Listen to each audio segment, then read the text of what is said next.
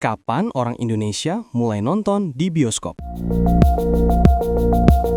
Mari kita tanya AI.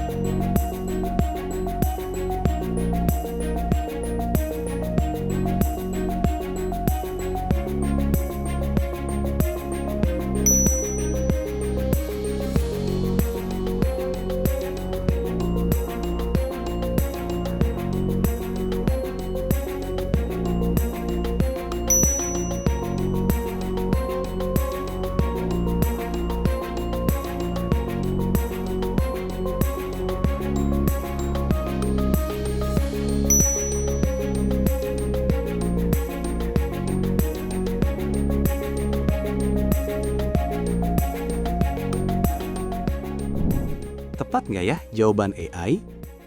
Kita verifikasi ke tim riset historia.id. Poin 1, udah tepat. Bioskop memang pertama kali didirikan di Batavia pada tahun 1900-an atau awal abad 20, tepatnya di Jalan Tanah Abang Barat. Bioskop ini dinamakan sebagai Bioskop Talbot karena pemiliknya bernama Louis Talbot.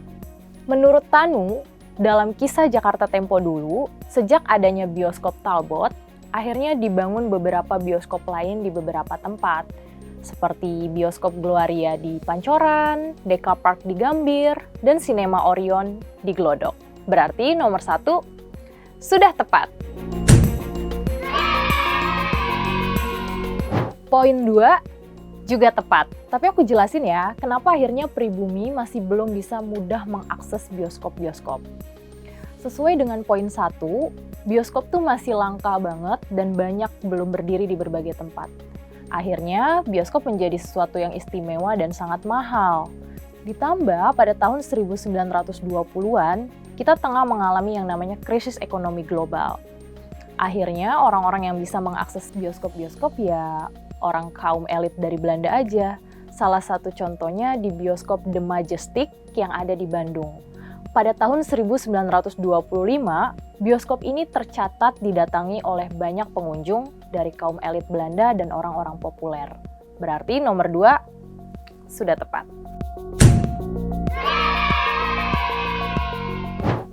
Poin 3, kurang tepat. Karena film ini bukan film pertama yang akhirnya menarik banyak masyarakat pribumi untuk datang nonton ke bioskop.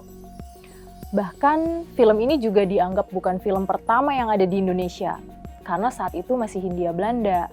Film Lutung Kasarung diproduksi pada tahun 1926 oleh NV Java Film. Saat itu masih disutradarai oleh orang Belanda bernama Hoeveldorp. Menurut JB Kristanto, sejak ada film Lutung Kasarung, akhirnya banyak sekali sutradara-sutradara dari Hindia Belanda yang memproduksi cerita-cerita lokal, seperti Melati Van Agam, Lili Van Java, dan Terang Bulan. Nah, film Terang Bulan lah yang menjadi film terlaris dan akhirnya masyarakat pribumi mau datang ke bioskop untuk menonton. Bahkan, film ini juga diproduksi di Singapura loh. Nah, untuk film pertama yang ada di Indonesia, itu diakuinya adalah film Darah dan Doa yang diproduksi oleh Usmar Ismail pada 30 Maret 1950. Karena film ini dianggap sebagai film pertama dari Indonesia yang diproduksi langsung oleh orang Indonesia. Berarti nomor 3 kurang tepat. Poin 4 juga masih kurang tepat. Karena bioskop ini awalnya juga termasuk bioskop yang mahal, dan AI tidak menjelaskan kenapa hanya film-film tertentu yang ditampilkan di beberapa bioskop. Bioskop Capitol awalnya juga termasuk bioskop yang mahal dan hanya bisa didatangi oleh kaum elit Belanda, karena saat itu harganya mencapai 1,5 gulden.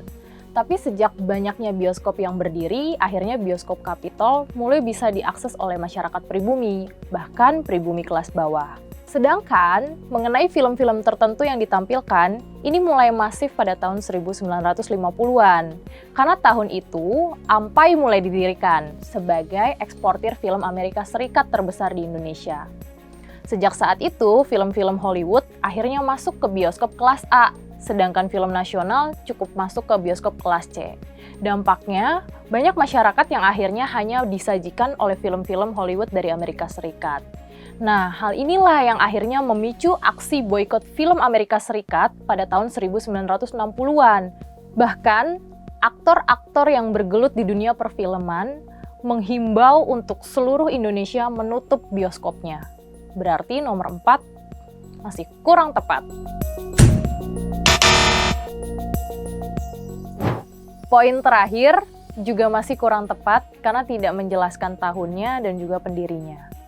Cineplex 21 Group adalah jaringan bioskop asal Indonesia yang dibuat dengan konsep multiplex atau bangunan bioskop dengan beberapa layar. Cineplex ini didirikan pada 21 Agustus 1987 oleh Swidi Katmono, Beni, dan juga Haris Lesmana. Bioskop ini didirikan di beberapa tempat perbelanjaan. Makanya sejak ada Cineplex 21, masyarakat akhirnya lebih mudah mengakses bioskop-bioskop yang ada di Indonesia. Nomor 5 masih kurang tepat ya.